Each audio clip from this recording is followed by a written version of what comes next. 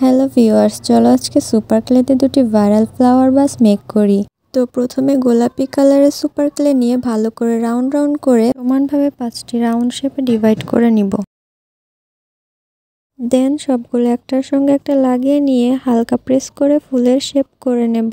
দেন হলুদ super clay নিয়ে হালকা রাউন্ড করে ফুলের মাঝখানে প্রেস করে বসিয়ে দিব।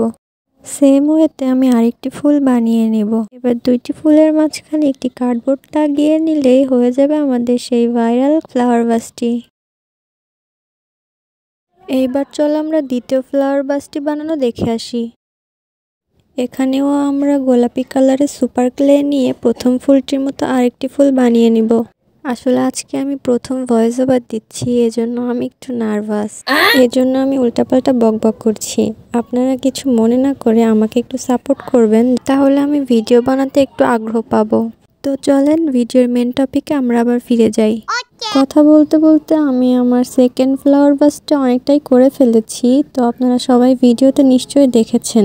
এবার আমি ফুলে একটু ডিটেলস অ্যাড করে সবুজ ক্লে নিয়ে দুটো পাতা বানিয়ে নিব।